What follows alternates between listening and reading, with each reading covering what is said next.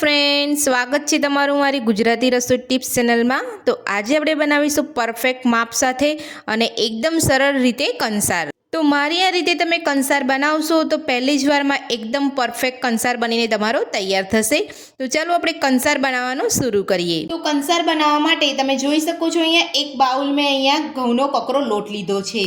તો કંસાર ઘઉંના કકરા લોટમાંથી જ બનાવવામાં આવે છે। તમે જ્યારે પણ અહીંયા કંસાર બનાવવાનું શરૂ કરો ત્યારે તમારે અહીંયા આ રીતના ઘરમાં કોઈ પણ રહેલું એક વાસણનું માપ લઈ લેવાનું છે। તો આપણે અહીંયા એક બાઉલ ઘઉંનો કકરો લોટ લીધો છે, તો એના જ માપે આપણે અહીંયા અડધું પાણી લેવાનું છે। આપણે બરોબર પાણી નથી રાખવાનું, નહીં તો કંસારની જગ્યાએ અહીંયા શીરો બની જશે। તો હવે આપણે એક વાસણની અંદર લોટને કાઢી લઈશું। ઘઉંનો કકરો લોટ આપણે અહીંયા બીજા વાસણની અંદર લઈ લીધો છે। તો હવે આપણે એ જ વાસણની અંદર આપણે અહીંયા અડધો બાઉલ જેટલું પાણી લઈશું। તો જે બાઉલથી આપણે અહીંયા ઘઉંનો કકરો લોટ લીધો હતો એ જ બાઉલના માપથી આપણે અહીંયા અડધું પાણી લીધું છે। તો આ રીતે તમારે અહીંયા પરફેક્ટ માપ કરી લેવાનું છે। તો પહેલી જ વારમાં એકદમ સરસ તમારો કંસાર બનીને તૈયાર થશે। તો આપણે અહીંયા અડધો બાઉલ પાણી લઈ લીધું છે। તો હવે આપણે આ પાણીને ગરમ કરી લઈશું। પાણીને ગરમ કરવા માટે મેં અહીંયા એક તપેલી રાખી છે। તો તપેલીની અંદર જ બધું પાણી લઈ લઈશું। તો પાણી ગરમ કરવા આપણે અહીંયા મૂકી દીધું છે। તો હવે આપણે તેની અંદર એક વાટકી ગોળ ઉમેરીશું। તો ગોળ આપણો ઓગળે એટલું જ આપણે અહીંયા ગરમ થવા દેવાનું છે। તો હવે આપણે અહીંયા જે ગોળ ઉમેર્યું છે પાણી સાથે, તો એની સાથે જ આપણે અહીંયા 2 ચમચી ઘી ઉમેરીશું। ગોળને એકદમ સરસ રીતે ઓગળી જવા દઈશું। ત્યાં સુધી આપણે અહીંયા જે ઘઉંનો કકરો લોટ એક બાઉલની અંદર રાખ્યો છે તેની અંદર આપણે 2 ચમચી જેટલું તેલ ઉમેરી અને લોટને સરસ રીતે મોઈ લઈશું। તો 2 ચમચી આપણે અહીંયા તેલ ઉમેરી લીધું છે। તો હવે આપણે હાથની મદદથી બધું સરસ મિક્સ કરી અને લોટને સરસ મોઈ લઈશું। તો આ રીતે તમારે અહીંયા મોવણ ઉમેરવાનું છે, વધારે પડતું મોવણ નથી ઉમેરવાનું, અને હાથની મદદથી બધું સરસ અહીંયા મિક્સ કરી લેવાનું છે। તો તેલ ઉમેરીને બધું સરસ મિક્સ કરી લીધું છે। આપણે અહીંયા એવું નથી કે આપણે મુઠ્ઠી પડતું મોવણ ઉમેરવાનું છે। આ જ રીતનું તમારે જ્યારે પણ તમે આટલો માપ લો ત્યારે તમારે વધારે ક્વોન્ટિટીમાં બનાવવાનું હોય તો તેલનું થોડું પ્રમાણ વધારે રાખવાનું છે, પણ બહુ વધારે પડતું એટલે કે મુઠ્ઠી પડતું તમારે અહીંયા મોવણ નથી નાખવાનું। તો બધું જ આપણે તેલ ઉમેરીને સરસ મિક્સ કરી લીધું છે। તો હવે આપણે પાણી અને ગોળને અહીંયા ગેસ ઉપર મૂક્યું છે એ ચેક કરી લઈશું।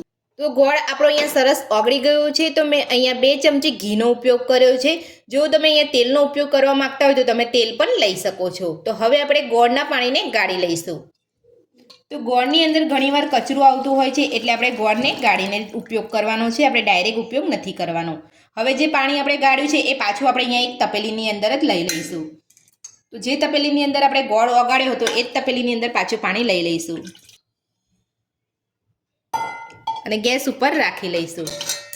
તો ગેસ આપણે અહીંયા ચાલુ કરી દીધો છે। તો હવે આપણે તેની અંદર જે ઘઉંનો કકરો લોટ આપણે મોઈને રાખ્યો હતો એ આપણે થોડો થોડો ઉમેરતા જઈ અને વેલણથી આપણે મિક્સ કરતા જઈશું।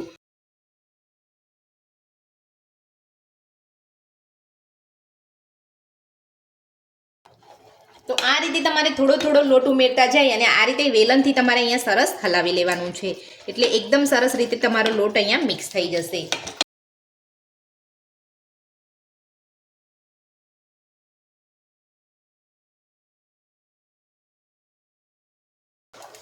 તો તમે જોઈ શકો છો મેં અહીંયા થોડો થોડો લોટ સરસ ઉમેરી અને આ રીતે વેલણથી મિક્સ કરી લીધું છે।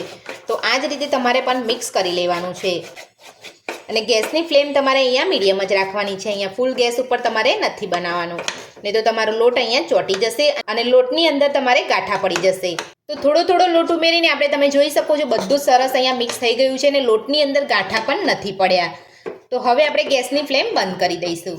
તો લોટ ઉમેરીને બધું સરસ મિક્સ કરી લીધા પછી આપણે અહીંયા એક તપેલીને નીચે ઉતારી લીધી છે। તો હવે આપણે એને એક વાસણની અંદર લઈ અને કુકરની અંદર મૂકી અને એક વિસલ કરવાની છે। તો આ તપેલી મારે કુકરમાં મોટી પડે છે, એટલે મેં અહીંયા બીજા વાસણમાં ટ્રાન્સફર કરી અને કુકરની અંદર મૂકી અને એક વિસલ કરી લઈશ। તો મેં અહીંયા એક વાસણની અંદર લઈ લીધું છે। તો હવે આપણે ઢાંકણ ઢાંકી દઈશું અને આપણે અહીંયા કુકર મૂક્યું છે હું તમને બતાવી દઉં છું। તો આપણે અહીંયા કુકર મૂક્યું છે અને કુકરની અંદર પાણી પણ મૂક્યું છે, તમે જોઈ શકો છો, અને અંદર વચ્ચે આપણે અહીંયા સ્ટેન્ડ પણ મૂક્યું છે। તો તમે જ્યારે પણ અહીંયા કંસાર બનાવો ત્યારે તમારે આ રીતે અંદર તપેલી મૂકી તો તમારે કોઈ પણ વાસણ જે સેટ થતું હોય એ મૂકી અને તમારે એક વિસલ કરી લેવાની છે, એટલે તમારો જે કંસાર કાચો હોય એકદમ સરસ રીતે અહીંયા કૂક થઈ જાય।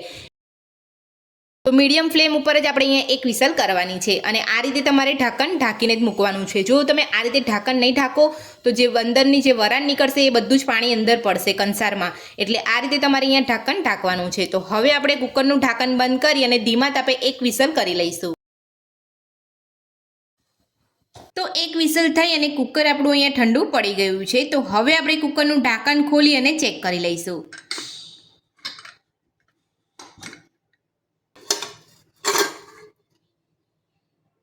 તો કંસારમાં આપણે સહેજ પણ પાણી નથી પડ્યું. તો હવે આપણે બહાર કાઢી લઈશું.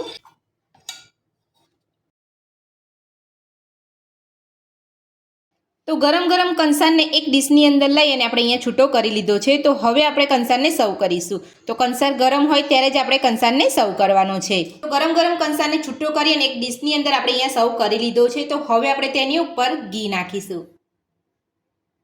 તો 2 ચમચી જેટલું મેં અહીંયા ઘી નાખું છું. તો ઘીનું પ્રમાણ તમે તમારા ટેસ્ટ પ્રમાણે વધતું કે ઓછું કરી શકો છો. હવે આપણે તેની ઉપર દરેલી ખાંડ ભભરાવીશું. તો દરેલી ખાંડ આપણે અહીંયા થોડી ઓછી જ નાખવાની છે, કારણ કે આપણે અહીંયા ગોળનો ઉપયોગ કર્યો છે. જો તમે અહીંયા દરેલી ખાંડનો વધારે ઉપયોગ કરવા માંગતા હોય તો તમે જ્યારે કંસાર બનાવો ત્યારે તમારે ગોળનું પ્રમાણ ઓછું રાખવાનું છે. તો આપણો અહીંયા કંસાર બનીને તૈયાર છે અને આપણે ઘી અને દરેલી ખાંડથી આપણે અહીંયા સર્વ પણ કરી લીધો છે. તો કંસાર બનાવવાની રેસીપી તમને કેવી લાગી મને કમેન્ટ બોક્સમાં કમેન્ટ કરીને જરૂરથી જણાવજો. આજની રેસીપી પસંદ આવી હોય તો વિડીયોને લાઇક કરજો, ચેનલને સબસ્ક્રાઇબ કરજો, તમારા મિત્રોને જરૂરથી શેર કરજો. Thank you.